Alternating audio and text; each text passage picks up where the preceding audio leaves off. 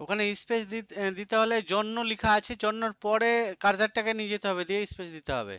ওই বক্সের মধ্যে না, বাইরে জন্য লিখেছে বাংলা, ওইখানে ক্লিক করেন। এবার কার্সারটাকে নিয়ে যান অ্যারো কি এর সাহায্যে, দিয়ে স্পেস দেন, হয়ে গেল স্পেস। বেশ, ঠিক আছে, লেফট হলো, ওটা কমপ্লিট করে আপনাকে দেবো। ঠিক আছে, দেখাবেন করে। আজকে আমরা তৈরি করব একটা অ্যাপ্লিকেশন ফর্ম। তো অ্যাপ্লিকেশন ফর্ম বানানোর জন্য আমি আপনাদেরকে একটা অ্যাপ্লিকেশন ফর্ম দিচ্ছি। দেখুন গেছে অ্যাপ্লিকেশন ফর্মটা, সবার হোয়াটসঅ্যাপে দেখুন গ্রুপে দেওয়া হয়েছে। এই হোয়াটসঅ্যাপে গ্রুপের অ্যাপ্লিকেশন ফর্মটা আপনারা ওপেন করবেন। ওপেন করে দেখুন ফর্মটা কেমন আছে দেখতে। এই ফর্মটা আমরা ডিজাইন করব। আমি এখানে আমাদের স্ক্রিনেও দেখিয়ে দিচ্ছি ফর্মটা দেখতে কেমন আছে। দিয়ে এটা এমএস ওয়ার্ডে আমরা তৈরি করব। স্যার একটা কথা একটু জিজ্ঞেস করবো। হ্যাঁ।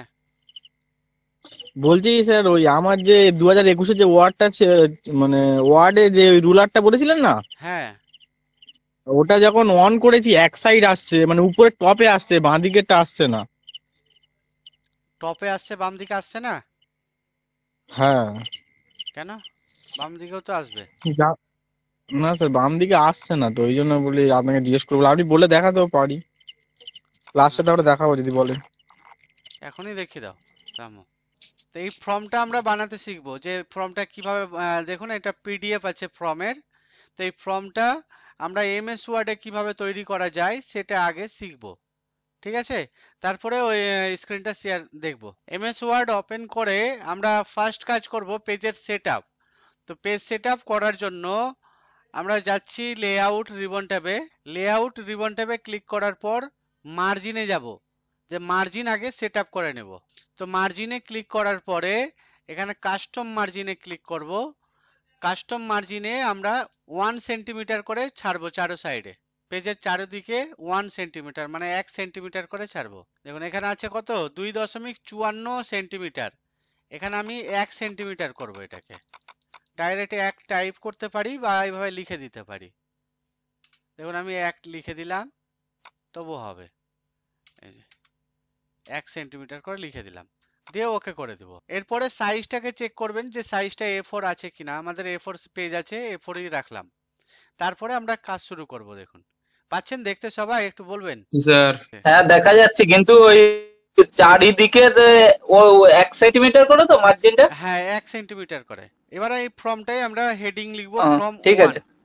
তো ফর্ম ওয়ান লেখার জন্য আমি সেন্টার করলাম, সেন্টারে ক্লিক করলাম। এবার আমি লিখছি ফর্ম ওয়ান। তো ফর্ম ওয়ান লেখার আগে আমরা আরেক কিছু কাজ করব, সেটা হচ্ছে ফন্ট ফেস। দেখুন এই ফর্মে পিডিএফটা লক্ষ্য করুন আপনারা। দেখবেন যে টাইমস নিউ রোমান ফন্ট আছে। যে ফন্ট ফেসটা দেখতে পাবেন সেটার নাম হচ্ছে টাইমস নিউ রোমান। আর এখানে আমরা মার্জিন লাইন স্পেসিংটাকে রিমুভ করে দিব। রিমুভ স্পেস আফটার প্যারাগ্রাফ, এই দুটো কাজ করে নেব প্রথমে কাজ। তারপরে যদি একটু লক্ষ্য করেন ভালোভাবে, তো দেখবেন পুরো ফর্মে যা লেখা আছে সম্পূর্ণ লেখাটাই কিন্তু বোল্ড আছে। বুঝতে পারছেন কিনা দেখুন, একটু লক্ষ্য করে কাজ করলে বুঝতে পারবেন। দেখুন আমি বোল্ড করছি, দেখুন দিয়ে এবার আমি লিখে দিচ্ছি FORM। এখানে ফর্ম বানানটা টাইপিং মিস্টেক হয়েছে, যেটা আমি পিডিএফ এ দিয়েছি আপনাদেরকে।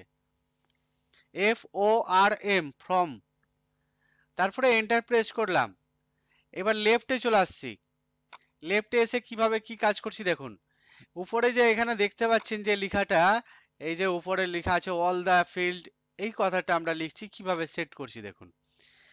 লিখছি আমি অল, তো এটা আমি লিখে নিচ্ছি। পার্ট 1 আছে, তারপরে 2, 3 অ্যান্ড 4। এই দেখুন টাইপ করলাম অফ ফ্রম, FORM ফ্রম। এটা স্পেলিংটা আপনারা ঠিক করবেন। তারপরে লেখা আছে have to B field completely incomplete application will under the registration liable to be cancelled, এই কথাটা লেখা আছে। তা আমি স্ক্রিনে এখানে লিখলাম, যে উপরের হেডিংটা দেখতে পাচ্ছেন এটা আমি টাইপ করলাম। এই যে লেখাটা লিখলাম প্রথম যে ফর্মে আমাদের এই লেখাটা আছে, এই লেখাটা এক লাইনে এঁটে গেছে দেখুন। আর এখানে আমাদের এই পেজের মধ্যে এক লাইনে আঁটেনি, তা আমাদেরকে এক লাইনে আঁটাতে হবে। কিভাবে আঁটাবো কেউ বলতে পারবেন? এক লাইনে যাতে এঁটে যায়, অ্যাডজাস্ট হয়ে যায় এক লাইনে। এটা এর আগেও বলেছিলাম ক্লাসে। স্যার ওই তো ওই প্যারাগ্রাফ না ফন্টের ওখান থেকে স্পেস, যে স্পেসিং করে যেটা করে। স্কেলটা কমাতে হবে। এই ফন্টের এই যে ফন্ট আছে, কন্ট্রোল দেবে ডি, বা এই ফন্টের এখানে ক্লিক করব, তারপরে স্পেসিং কমাতে হবে। এই অ্যাডভান্সে যাব এবার। যেটা বাড়ানো হয়েছিল প্রজেক্টে ওটা কমাতে হবে। হ্যাঁ হ্যাঁ, এই স্কেলটাকে এখান থেকে কমিয়ে দেবো। স্কেলটা যদি আমি 90 করি, তাহলে ওকে করে দেখি, অনেকটা কমে গেছে। আর একটু কমাবো, 84 তো করলাম, 83 তে হয়ে যাচ্ছে। দেখবেন এটা করে আপনারা যে কততে কমছে। স্কেলটাকে কমিয়ে দেব। আচ্ছা, এটা হয়ে গেল এক নম্বর। এই পুরো লাইনটা আমি এক লাইনে আঁটিয়ে দিয়েছি। আমার এটা ছিল 2 লাইনে। এরপরে আমাদের যে কাজটা, এখানে একটা শেপস এর কাজ আছে। তো শেপস এর কাজ আমরা পরে করছি, তার আগে আমাদেরকে যে কাজটা করতে হবে সেটা হচ্ছে তার পরের লাইনটা লিখে নিতে হবে। তো তার পরের লাইনে দেখুন কি লেখা আছে।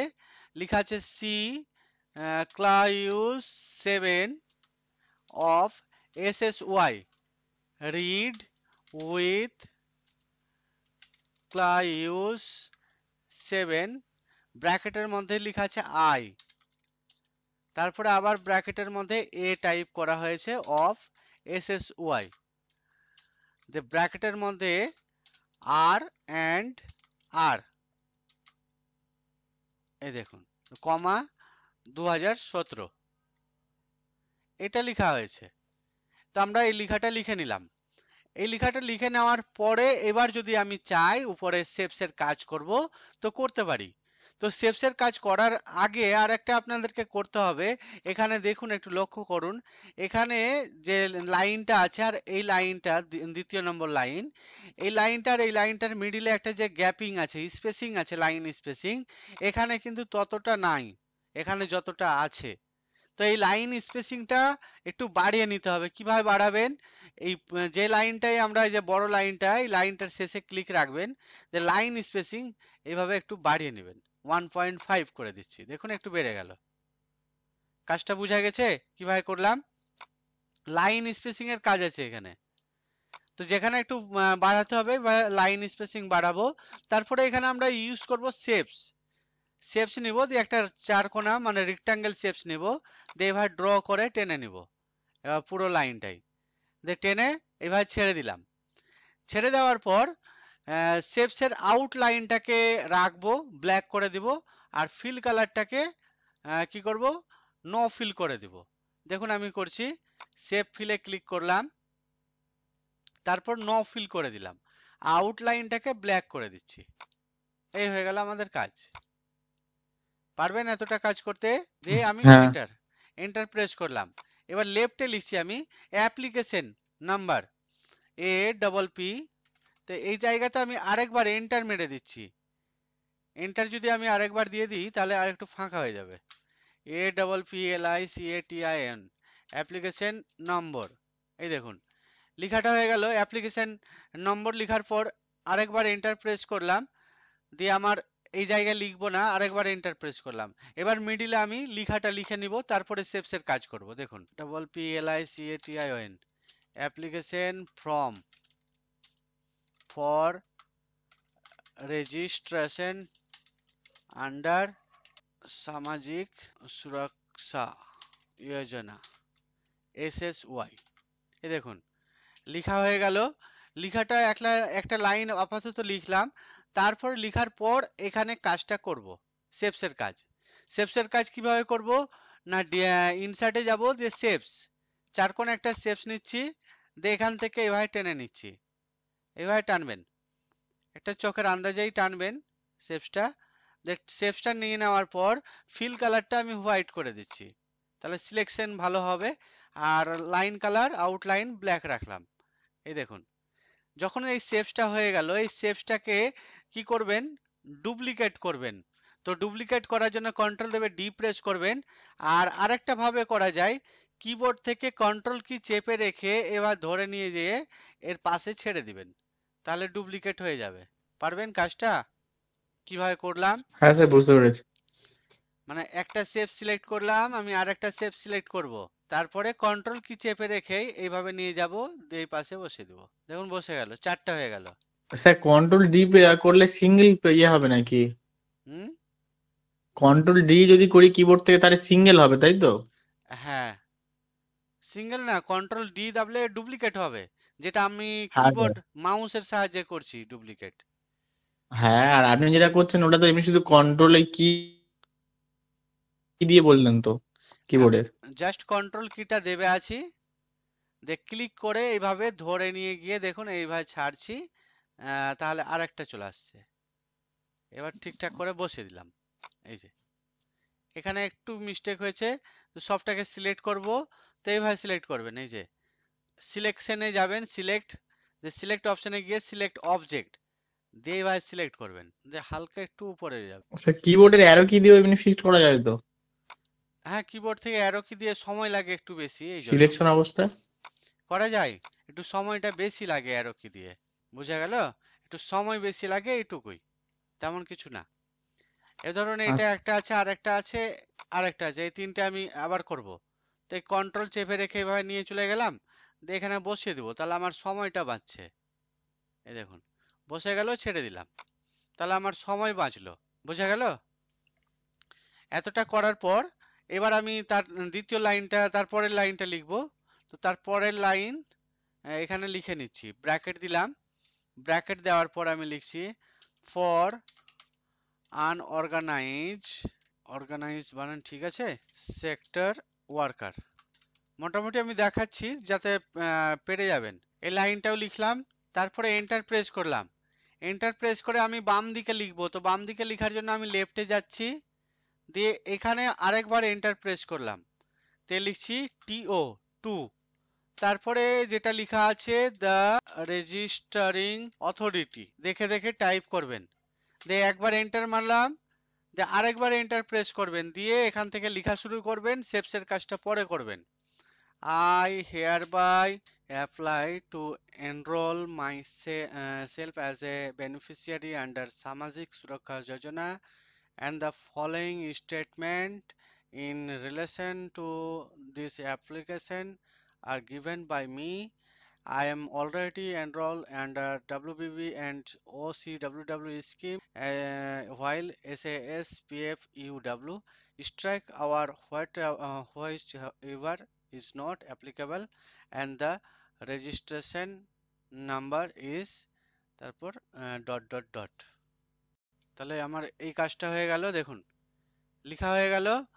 এটাকে কি করব, একটু সামান্য আমি যদি লেখাটার সাইজ ছোট করে দিই তো ভালো লাগবে।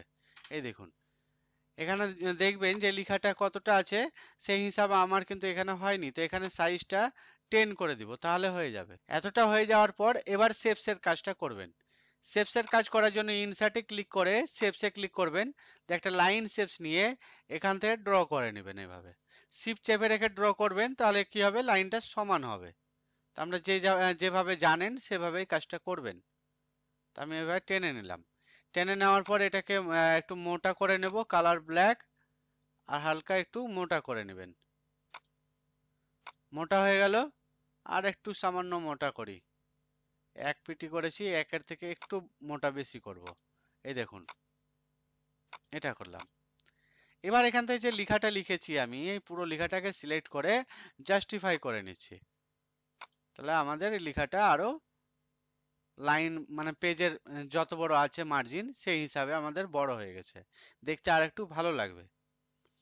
এতটা লেখা হয়ে গেলে তারপরে আমরা এখানে করব কি, এই জায়গায় কাজ করবেন, লাইন স্পেসিং এ গিয়ে 1.5 লাইন স্পেসিং দিবেন।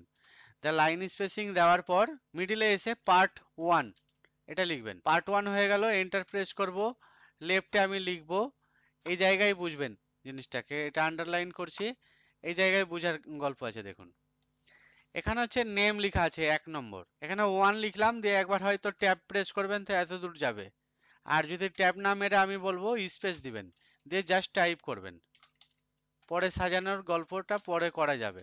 My name is Shri oblique SMT, দিয়ে এখানে যে দাগটা দিবেন আন্ডারলাইন, সেটা শিফট দেবে থেকে মাইনাস চিহ্ন যেটা আছে, যাকে আমরা আন্ডারলাইন আন্ডারস্কোর বলে থাকি, সেটা প্রেস করবেন।